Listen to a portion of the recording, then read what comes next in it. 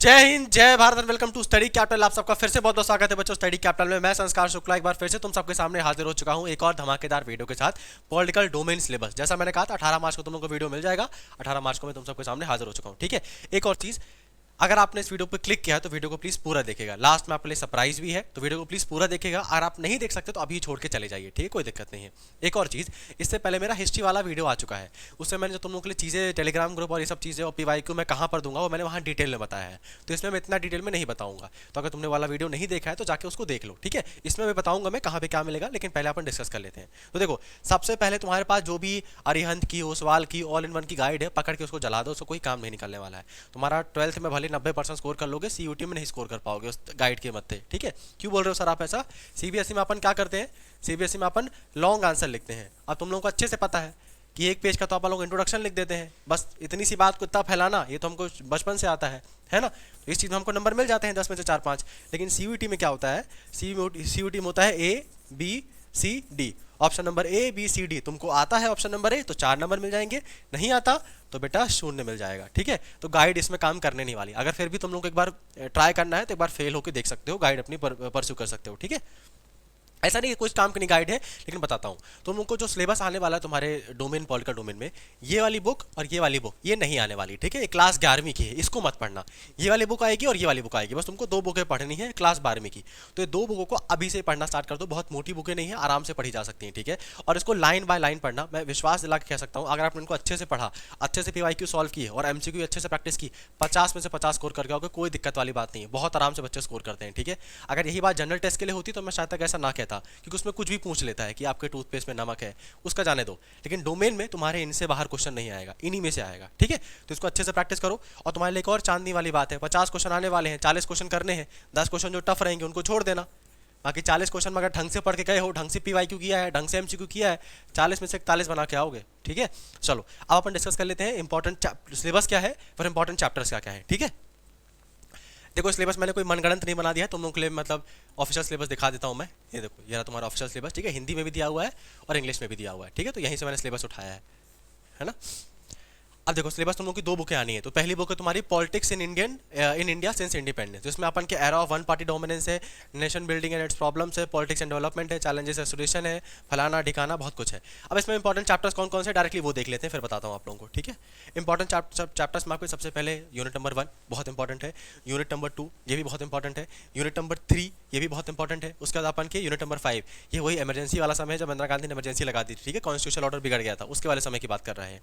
और आपके ये 7वां और 8वां कुछ इतना काम का है नहीं, छठा वाला भी इंपॉर्टेंट है। तो तुम लोग को चैप्टर नंबर 1 2 3 और आपको 5 6 करने हैं। ठीक है, 4 और 7 8 इतने इंपॉर्टेंट नहीं है।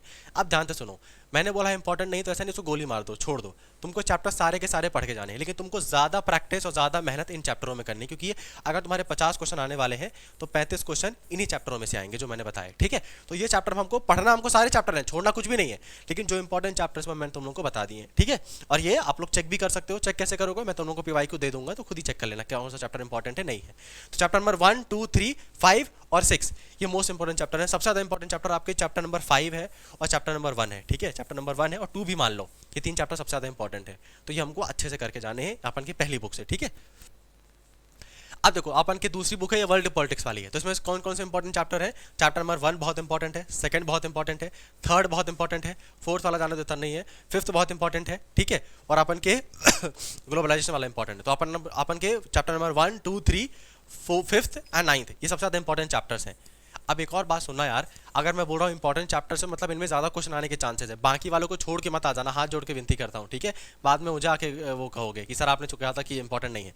पढ़ना हमको सबके जाना है, लेकिन जब तुम एनसीईआरटी करो ना रीड, तो इन चैप्टर को थोड़ा सा ज्यादा आंख गड़ा के याद करना। ठीक है, इन ज्यादा इंपॉर्टेंट चैप्टर्स हैं, बाकी हमको पढ़ना पूरा है। अब ध्यान से सुनो, जो तुम्हारी गाइड है और तुमने जो सीबीएसई का पेपर देखा है उसको तुम भूल जाओ। सीबीएसई में बेटा जितने लोगों के 90% आते हैं ना, उतनी तो सीट भी नहीं है बीएचयू में, तो बहुत ज्यादा कॉम्पिटिशन है। तो अपनी गाइड को दूर रख दो। तुम्हारी ये जो दोनों बुकें हैं उनको जब भी जाके जहाँ पे भी धूल खा रही होंगी, उठाओ जाके और उनको पढ़ना स्टार्ट करो। जिन चैप्टरों में मैंने इंपॉर्टेंट कहा है उनको ज़्यादा डिटेल में पढ़ना है, ठीक है, और जो चैप्टर में इंपॉर्टेंट नहीं कहा है उनको भी अच्छे से पढ़ना है।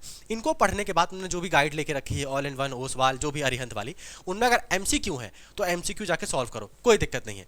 उसके बाद तुम्हें क्या करना है, उसके बाद तुमको करना है पीवाईक्यू एनालिसिस। पीवाईक्यू कौन देगा सर, मैं कब काम आऊंगा, ठीक है। पीवाईक्यू तुम लोगों के लिए यहाँ पे मैंने ऑलरेडी बना के रखा हुआ है। 2022 का ही पीवाईक्यू अवेलेबल है, ऑफिशियल वाला, बाकी सब लूट रहे हैं, बाकी सब बकवास है। 2023 वाला जैसे अवेलेबल होगा मैं आपको अवेलेबल करा दूंगा, ठीक है। देखो 25 अगस्त 2022 का पॉलिटिकल साइंस का पेपर है, सारा का सारा पेपर मैंने आप लोगों को यहाँ पे दे के रखा हुआ है, ठीक है, विद आंसर्स। तो जाके इस पेपर को डाउनलोड कर लेना, है ना। तो इससे तुम लोगों को पीवाईक्यू एनालिसिस हो जाएगा।